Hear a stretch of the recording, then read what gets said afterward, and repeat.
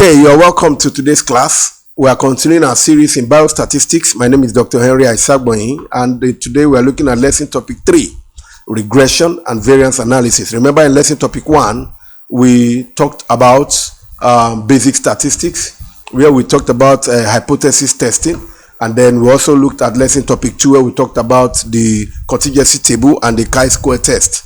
And now we are continuing with the regression and variance analysis. Here we'll be focusing on one question: how is regression analysis used to understand relationship between variables, either dependent and independent variables, and so on. However, to look into this, we'll be looking at 3 specific areas: simple linear regression analysis, and multiple regression analysis, and analysis of variance, which is ANOVA, and its implication in public health. So sit back, I want you to relax, enjoy this course. Biostatistics, like I've always told you, is an interesting course. All you need to do is, 1, have a good mental shift. Understand the fact that, look, it's a subject that is loved by many, including myself. It's easy. It's a subject that you just need to calm down. Don't be bothered about the terminologies and the bogus words. All you need to do is understand the definition, get a good grasp of the examples, be able to link the discussion to practical examples, and that way you can apply them. Once you love this course ab initio, you will be good at it. So please relax, enjoy it as we move on. So let's see the next slide. Now here we are looking at regression analysis and its use in understanding the relationship between variables. Now when you say regression analysis, it's a statistical method that is used to model, to try and understand the relationship between a dependent variable, which is the outcome in this case, and one or more independent variables, which are the predictors. It allows us to estimate how changes in independent variables influence the dependent variables. And so once you look into regression analysis as a statistical method, it will help you to be able to understand that relationship. That's what you need to know at this level. A simple definition: statistical method that is used to model and understand the relationship between a dependent variable, which is known as an outcome, and also one or more independent variables, which is known as predictors.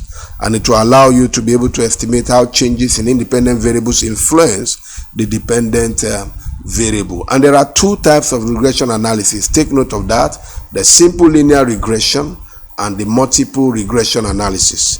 The simple linear regression and the multiple regression analysis. Now let's look at this simple linear regression analysis. Now, what is the purpose of the simple linear regression analysis? Simple: to examine relationship between 2 continuous variables. That's it.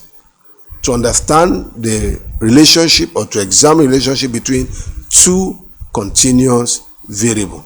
And you can see the formula here, where y is the dependent variable, x1, x2, and go on are the independent variables. So more than 1, 2 continuous variables. Then you have the coefficient for each independent variable, and then you have b0, which is the intercept. You have the e, which is the error term. So this can be given to you. All you need to do is substitute, and then you do the calculation. Now, what is the assumption here? For linearity, a straight line relationship between x and y. A straight line relationship between x and y. The other one is independence. That's observations are independent of each other. Those are the outcomes that are possible when you have a simple linear regression analysis. Number 3, you have the homoscedasticity. That's constant variance of errors. Constant variance of errors. And then you have the normality. That is the residuals, that is the errors, are normally distributed. And an applicable example is predicting blood pressure based on age, or predicting weight based on height. You see that? Predicting blood pressure based on age, and then predicting weight based on height. So you are predicting the outcome of the blood pressure based on the different age.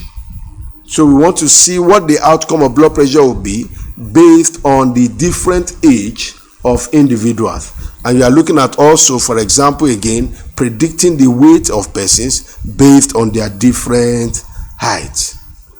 So these are the assumptions: linearity, independence, then homoscedasticity, and then you have the normality.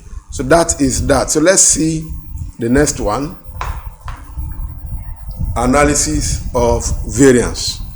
Analysis of variance. Now, before then, let me say this: the simple linear regression that we have just looked at, take note of it. It says between two continuous variables. You mustn't miss that out. You must not miss that out. Okay, so let's go straight to the analysis of variance. The analysis of variance. Now, before we go to the the ANOVA, let me just talk a bit about the multiple regression analysis. Let's look at that, because after the simple linear regression analysis, we are supposed to talk about the multiple regression. Now, for the multiple regression analysis, the purpose originally is to examine relationship between a dependent variable and more than one independent variable. Take note: a dependent variable and more than one independent variable. Unlike that of the simple linear regression analysis, it is to examine the relationship between two continuous variables. But that of the multiple regression analysis is to examine the relationship between a dependent variable and more than one independent variable. Now, the assumption in this case is that in linearity cases, the relationship between dependent and independent variables is linear, while in independence, observations are what? Independent. And in that of the homoscedasticity, you have constant variance of errors, and in normality, the residuals are normally distributed. Now, if you want to apply this as an example, you see a case of predicting disease outcomes based on several factors like age, diet, and physical activity. So we are combining age, diet, and physical activities, and these are the independent variable. And so we are finding the relationship between a dependent variable, which is what? Disease outcome, and checking it converse with independent variables like age, diet, and physical activity. So how can these three put together, independent variables, lead to an extent of disease, or to what level can it impact, or cause a disease state in a person? So that's that about multiple regression analysis. Once again, in simple linear regression analysis, it is to examine relationship between two continuous variables, and in that of multiple regression analysis is to examine the relationship between a dependent variable and more than one independent variable. So let's move on to the next one, which is the analysis of variance. Now, the purpose of the analysis of variance is to test if there are significant differences between the means of three or more groups. This is no longer dependent and more than two independent variables. This is now to test if there are significant differences between the means of three or more groups. You can see the formula there. However, on the statistic tools, it is already imputed and you get your result. But in case you are given to calculate, you should know this formula. Very clear, and you should be able to get the results. Now, let's see the key components. In this key component, it is between group variance. That is variability between the means of the groups. Variability between the means of the groups. You have the second one, which could happen within group variance. That is variability within each group. So you have variability between the means of the groups, more than one group. And then you also have the second case, that's as a key component, variability within each groups. Now let's look at F statistics. The F statistics is a ratio of between group variance to within group variance. Now, a ratio between the group variance to within the group variance. And if the ratio is large, it suggests that the group variance are significantly significant. This is just for you to have an idea, but of course, nobody is going to give you a question on this in the exam. But then you should be able to define the differences, and you should be able to state and understand the formula for the three of them: the single linear, the multiple regression, and then the analysis of variance, the ANOVA. Very, very important. Now let's see ANOVA in public health. The use of ANOVA in public health. It is applied in public health and can help assess the effects of different interventions, treatments, or exposures on public health outcomes. It can help to assess the effect of different interventions, different treatments, or that when somebody is exposed, to see the impact that could occur on public health in terms of public health outcomes. For example, you are comparing the average levels of cholesterol across different age groups.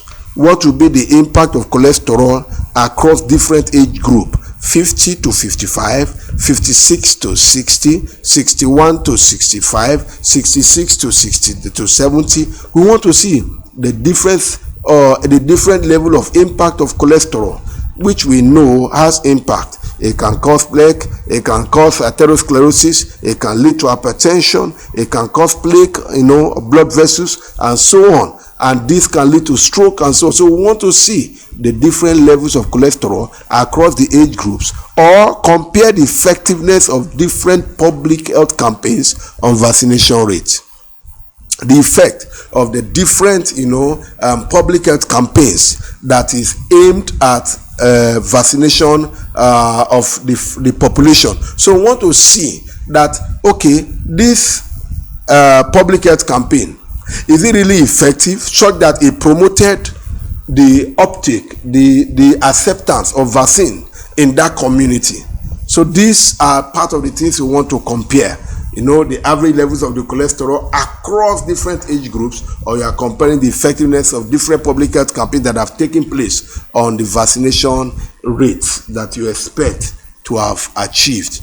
Now, there is the post-hoc test. After significant results, post-hoc tests like the Turkish HSD can identify which specific groups differ from each other. But in this case, we need you to understand what ANOVA can do, what it is used for, its application in public health. And you have seen this example, and that's where we need you to get the basic knowledge. Now, for regression and variance analysis, let's see the summary.